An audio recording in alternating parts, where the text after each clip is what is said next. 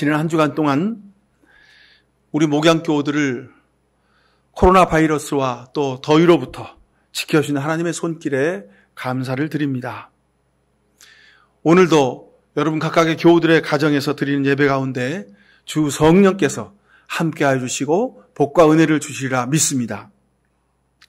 자, 오늘은 신앙생활에서 가장 중요한 믿음에 대해서 은혜를 나누고자 합니다. 우리가 많이 얘기하죠. 믿음이 좋다, 믿음이 없다, 믿음이 좋아야 한다. 하여간 믿음이란 단어를 우리가 많이 사용합니다. 도대체 믿음이 무엇일까 하는 겁니다. 누가복음 10장 25절 이하에 율법교사가 예수님에게 왔습니다. 예수님에게 질문하죠. 예수님, 어떻게 하면 영생을 얻습니까? 그랬습니다. 이 질문을 받은 예수님은 선한 사마리아 사람의 이야기를 해주시고 그 마지막에 너도 가서 똑같이 해라. 그렇게 말씀을 하십니다.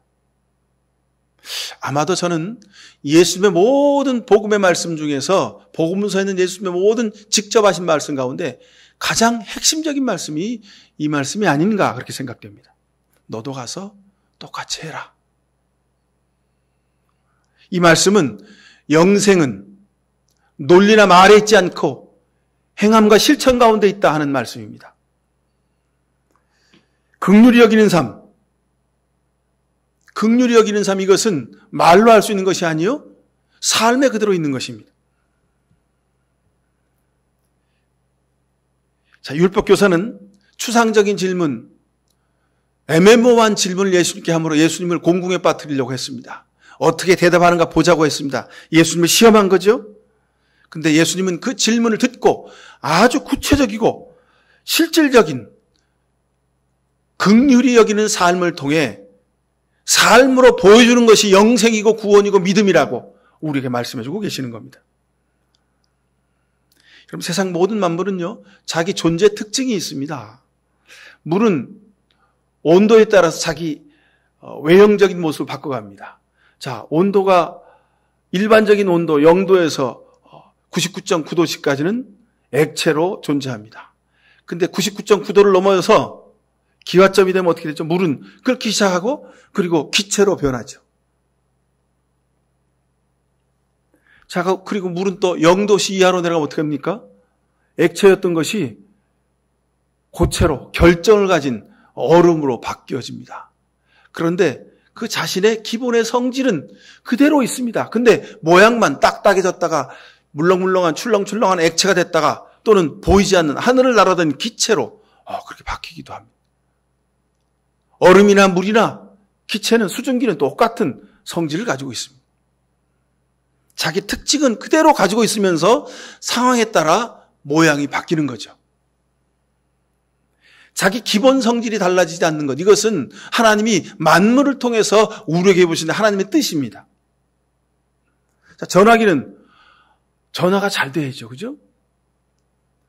전등은 스위치를 켜면 불이 들어와야 됩니다. 밝은 빛을 내야 돼. 그 전등의 역할을 하는 겁니다. 자, 이렇듯이요.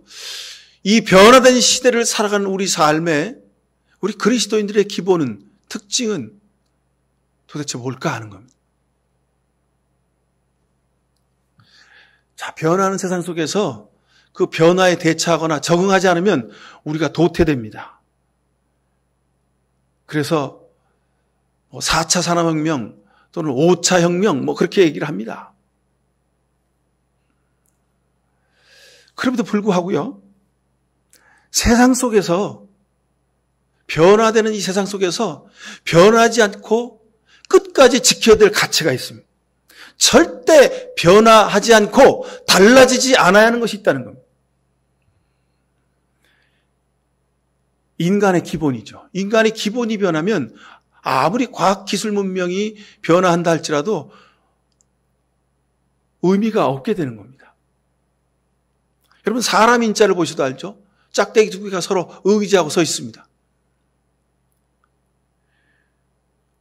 내가 아무리 잘났다고, 내가 능력이 있다고, 너는 필요 없다고 하는 순간 그 사람은 인간으로서의 존재 가치를 잃어버리게 됩니다. 상대가 있어야 내가 있는 겁니다. 더불어 사는 존재라는 거죠. 사람과 사람은 늘 의지하고 서로 돕고 함께 살아가는 존재라는 겁니다. 근데 우리가 사는 이 시대는 서로 차별합니다. 서로 비난하고 멸시합니다. 이것이 우리 삶의 현실이죠. 자, 또 하나는 변하지 않아야 될 것, 이것입니다. 바로 우리가 하나님의 창조물이라는 겁니다. 하나님이 우리를 만드셨다는 겁니다. 하나님과 함께 살아야 한다는 겁니다. 사람과 더불어 사는 것이 기본이고 그와 더불어 더 중요한 것은 우리가 하나님과 함께 살아야 합니다. 그런데 사람들은 과학 문명이 발달한 것 때문에 하나님이 필요 없다고 말합니다. 사람이 무엇이든 다 할 수 있다고 말합니다. 이것이야말로 교만한 태도입니다. 이것이야말로 원죄입니다. 왜 우리가 하나님과 함께 살아야 하는가?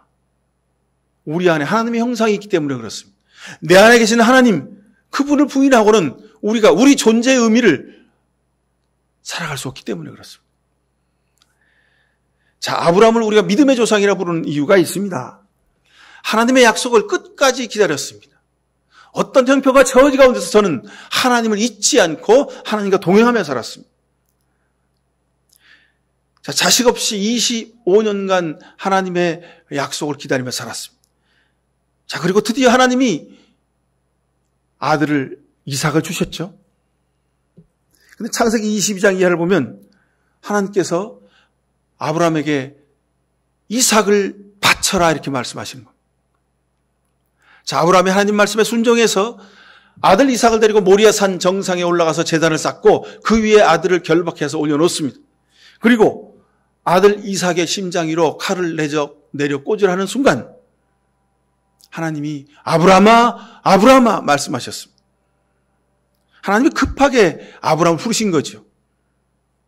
하나님이 그 순간에 아브라함의 믿음을 보신 겁니다.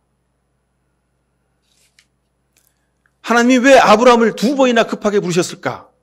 하나님이 아브라함보다 더 당황하시고 급하셨던 겁니다.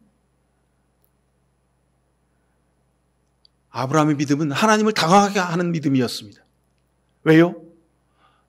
하나님이 주셨으니 하나님이 가져가시는 것도 맞겠다. 그리고 하나님 말씀에 전적으로 순종했습니다. 이처럼 아브라함의 믿음은 하나님도 놀라실 만한 믿음이었다는 겁니다. 아브라함의 믿음의 결정은 여기 있습니다. 아브라함의 믿음의 특징은 여기 있습니다. 이런 관점에서 보면 아브라함의 믿음은 말이나 논리로 설명될 수 없습니다. 어떻게 아버지가 자식을 죽입니까? 그죠? 그런데 아브라함은 하나님에 대한 믿음이 있었습니다. 하나님이 주셨으니 하나님께 드려야 한다는 것. 아브라함의 인생을 통해서 삶이란 돌비 위에다가 하나님은 아브라함의 인생을 통해서 믿음은 이런 것이라고 새겨주셔서 우리에게 보여주신 겁니다. 바라건대 여러분의 삶에도 이런 하나님이 놀라실 만한 믿음이 있게 되길 간절히 축원합니다. 오늘 본문은 우리가 11장 1절부터 보셨는데 10장 35절 이하의 말씀을 보십시오. 35절부터 제가 읽겠습니다. 여러분의 확신을 버리지 마십시오.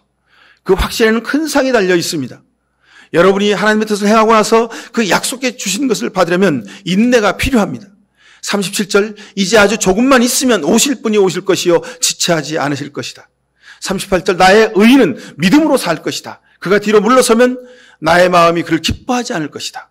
39절, 우리는 뒤로 물러나서 멸망할 사람들이 아니라 믿음을 가져서 생명을 얻을 사람들이다. 이렇게 고백하고 있습니다. 포기하거나 뒤로 물러서는 사람이 아니라 끝까지 하나님의 약속을 믿고 의지해서 견디는 사람, 이 사람이 하나님의 생명을 얻는다고 말씀하시는 겁니다. 자, 그리고 나서 히브리서 11장 우리가 읽은 이 본문에서 믿음은 이렇게 말합니다. 믿음은. 이 믿음은 어떤 믿음입니까? 끝까지 버리지 않는 믿음을 말합니다. 하나님의 뜻을 행하고 그 약속하신 것을 기다리는 믿음입니다. 10장 36절에 인내가 필요합니다. 그랬습니다. 인내를 가진 믿음입니다. 믿음은 바라는 것들의 바탕이요 보이지 않는 것들의 증거입니다. 6절에 믿음이 없이는 하나님을 기쁘시게 해드릴 수 없습니다. 하나님께 나아가는 사람은 하나님이 계시다는 것과 하나님께서 자기를 찾는 사람들에게 상을 주시는 분이신 것을 믿어야 한다고 말씀하고 있습니다. 여러분, 믿음이 이다지도 중요합니다. 바라는 것들의 확신이고 보이지 않는 것들의 증거랍니다. 여러분, 뭘 바랍니까? 뭘 기다리고 있습니까? 뭘 소망하고 있습니까? 입술이 아닌 삶이 진리라는 뜻입니다. 그래서 본문에 믿음을 설명하는데 논리나 그런 것으로 설명하지 않으시고 7절 이하부터 2절 이하부터 선조들은 이 믿음으로 살았기 때문에 그랬습니다. 이 믿음으로 살았기 때문에 어떤 믿음입니까? 바라는 것들을 확신하고 보이지 않는 것들을 끝까지 보이며 소망하는 믿음. 삶으로 보여주는 믿음. 2절에 선조들은 이 믿음으로 살았다 이렇게 말씀합니다. 자, 이 믿음은 어떤 믿음입니까? 보십시오. 7절 이하부터 한번 제가 설명을 드리겠습니다. 7절 이하에 보면 믿음으로 노아는 그랬습니다. 믿음으로 노아는 뭘 했습니까? 아라랏산 위에다가 방주를 지었습니다. 11절에 보십시오.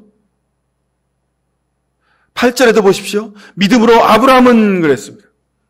11절도 보십시오. 믿음으로 사라는 그랬습니다. 23절에 모세가 태어났을 때 그 믿음으로 그 부모는 그랬습니다. 24절에 믿음으로 모세는 세상에 더 좋은 것을 다 버리고 하나님 백성으로 사는 것을 택했다 그랬습니다. 29절에 믿음으로 이스라엘 백성들은 홍해를 건넜다 그랬습니다. 30절에 믿음으로 이레 또한 여리고성을 돌았더니 여리고성이 무너졌다 그랬습니다. 삶으로 저들의 발바닥으로 발자국으로 보여지는 믿음을 오늘 히브리서 11장은 우리에게 보여주고 계십니다. 여러분, 이것이 진정한 믿음입니다. 우리 기독교의 구원과 믿음은요, 말로 설명될 수 있는 것이 아닙니다. 그래서 믿음으로 선조들은 이렇게 살았다. 그렇게 설명하고 있습니다. 여러분, 삶이 중요합니다. 살다 보면 믿음의 확신이 흔들리는 순간이 옵니다. 삶의 고통과 아픔이 계속되어지면 믿음이 흔들리는 것이 당연합니다. 그렇지만 여러분, 믿음의 처음 고백을 잊지 않고 그것을 끝까지 부여잡고 하루하루를 살아가실 수 있기를 축원합니다. 이 사람이 믿음의 사람입니다. 하나님이 기뻐하시는 믿음이 이런 믿음입니다. 믿음은 현재의 삶을 통해서 하나님이 여러분과 함께 살아계심을 믿고 끝까지 나아가는 겁니다. 자, 의인은 믿음으로 말미암아 산다 그랬습니다. 자, 이 말씀은 히브리의 원문의 뜻을 그대로 직역하면 의인은 그가 버텨내는 것으로 말미암아 산다는 뜻입니다. 모세가 끝까지 손을 들어 하나님 앞에 버텨내며 기도했던 것에서 나온 유래한 말씀입니다. 버텨낸다 이 뜻은 히브리 단어로 에무나이죠. 자, 이 말은 우리 한글로 또는 영어 성경으로 번역을 하면 신실함인 끝까지 견디고 버텨내고 참는다 이런 뜻입니다. 여러분, 하나님 목적에 합당하고 하나님이 나와 함께 계심을 믿으면 여러분 끝까지 그 길을 가실 수 있기를 축원합니다. 버텨낸다 이 말이요 참 쉽지가 않습니다. 여러분, 버티는 일이 쉽지가 않습니다. 그냥 버텨내는 것도 죽을 힘을 다해야 버텨낼 수가 있습니다. 예수님이 십자가 위에서 마지막에 그 죽음 앞에 나의 하나님 어찌하여 나를 버리셨습니까? 라고 간절히 절규했던 그 말씀이 바로 이런 뜻입니다. 예수님도 힘드셨습니다. 버텨내기가. 그러나 끝까지 버텨내면 하나님이 반드시 이루어 주신다는 것을 우리가 볼 수 있습니다. 예수님이 십자가 끝까지 감당하셨을 때 예수님 십자가 밑에서 예수님 못 박았던 로마 병정 그 입에서 이 사람이야말로 하나님의 아들이었구나라는 고백을 하게 하십니다. 여러분이 끝까지 버텨내는 삶을 통해서 여러분 주변의 사람들이 이 사람이야말로 믿음의 사람이었구나 하는 그런 고백이 될 수 있게 되기를 간절히 축원합니다. 하나님의 약속의 말씀이 더디 성취될 수 있습니다. 그렇습니다. 하나님의 약속은 늦게 마지막에 최후에 성취됩니다. 그렇지만 하나님 말씀이 이루어질 때까지 여러분 끝까지 기다리셔야 됩니다. 버티셔야 합니다. 요한계시를 보면 우리가 말세에 어떤 삶을 살아야 할지를 아주 상징적으로 우리에게 강조해서 말씀합니다. 요한계시록이 성경의 마지막 책이지요. 근데 그 마지막 책에서 믿음으로 사는 것은 이런 것이라고 우리에게 말씀해 주고 있습니다. 에베소 2장 2절에 에베소 교회에 주신 말씀 보면 나는 내가 한 일과 내 수고와 인내를 알고 있다. 너는 참고 내 이름을 위하여 고난을 견뎌냈고 낙심한 적이 없다고 그렇게 칭찬하고 있습니다. 또 계시록 2장 9절에 서머나 교회 하신 말씀을 보더라도 나는 내가 당한 환난과 궁핍을 알고 있다. 10절에 보면 내가 장차받을 고난을 두려워하지 말아라. 보아라. 악마가 너희를 시험하여 넘어뜨리려고 너희 가운데서 몇 사람을 감옥에다 집어넣으려고 한다. 하지만 죽도록 충성해라. 그러면 내가 생명의 멸관을 내가 내게 줄 것이라고 약속하셨습니다. 계시록 2장 12절에 보면 버가모 교회도 말씀을 주시면서 이런 말씀하십니다. 너는 내 이름을 굳게 붙잡고 죽임을 당할 때도 너는 믿음을 저버리지 않았다고 말씀하고 있습니다. 또 2장 19절에 보면 두아디라 교회에 주시는 말씀을 통해서 나는 내 행위와 내 사랑과 믿음과 참음과 오래 참음을 알고 또 내 나중 행위가 처음 행위보다 더 훌륭하다는 것을 알고 있다고 말씀하고 있습니다. 자, 에베소 교회, 서머나 교회, 버가모 교회, 두아디라 교회 이런 교회에 주시는 말씀이 한결같이 믿음이 무엇인가에 대한 대답을 우리에게 주고 있습니다. 믿음은 끝까지 견디고 기다리고 소망하는 것입니다. 에베소 교회가 고난을 견디고 낙심하지 않았다. 서머나 교회가 환난과 궁핍한 중에도 고난을 두려워하지 않았다. 버가모 교회는 너는 내 이름을 굳게 잡고 믿음을 저버리지 않았다. 두아디라 교회는 내 행함과 사랑과 믿음이 성김과 오래 참음을 내가 안다. 그럼 이것이 믿음입니다. 이것이 그리스도인의 삶입니다. 하박국 선지자가 의인은 그 믿음으로 말미암아 살리라 했던 이 믿음이 바로 이것입니다. 사랑하는 우리 목양교 성도 여러분, 길이 보이지 않아도 반드시 길이 있습니다. 우리가 사는 이 시대가 참으로 어둠과 어둠을 향하여 달려가고 있습니다. 길이 보이지 않습니다. 그러나 하나님이 역사하시면 길이 없는 홍해바다의 길이 생겨났습니다. 갈 수 없는 곳이 갈 수 있게 된 길이 된 것입니다. 홍해바다는 장애물이 아니라, 우리를 가로막는 장애물이 아니라 하나님 믿는 믿음의 사람들에게 하나님의 기적을 보여주는 도구에 불과합니다. 자, 죽음의 십자가 형틀이, 사람들이 저주하고 손가락질하던 그 죽음의 십자가 형틀이 예수 그리스도께서 매달려 끝까지 버티시고 이겨내심으로, 인내하심으로 온 인류를 구원하는 생명의 도구가 되었음을 믿습니다. 여러분, 우리에게도 하나님이 각자가 주신 십자가가 있습니다. 끝까지 그 십자가 메고 나아가실 수 있길 축원합니다. 여러분, 믿음의 기본은 이것입니다. 우리 그리스도인들의 삶의 특징은 여기에 있습니다. 하나님의 약속이 이루어지는 그날까지 끝까지 견디고 버티고 그리고 인내하는 것입니다. 여러분 가정에, 여러분 일터에, 여러분 인생에 이런 축복이 있게 되길 간절히 축원합니다. 이 나라의 이 백성이 끝까지 견디고 버텨내서 마침내 하나님께 기쁨의 찬양을 할 날이 반드시 오게 되리라 믿습니다. 하나님이 함께 하시면 우리는 반드시 이 길을 갈 수 있습니다. 끝까지 인내하는 여러분들에게, 우리 목양교 성도들에게, 이 나라의 이 백성들에게 하나님이 하나님의 공의와 하나님의 선함을 이루어 가실 줄로 믿습니다. 기도하십시다. 하나님, 끝까지 버티고 견디고 인내하겠습니다. 충성하겠습니다. 주님, 우리의 삶을 보시고 받아 주옵소서. 그래서 세상이 상상할 수 없는 위대한 열매, 풍성한 열매로 우리에게 부어주실 줄로 믿습니다. 우리 가정마다 부어주시고 우리 교회에 부어주시고 이 나라의 민족 역사 가운데 부어주옵소서. 예수 그리스도 이름으로 기도하옵나이다. 아멘.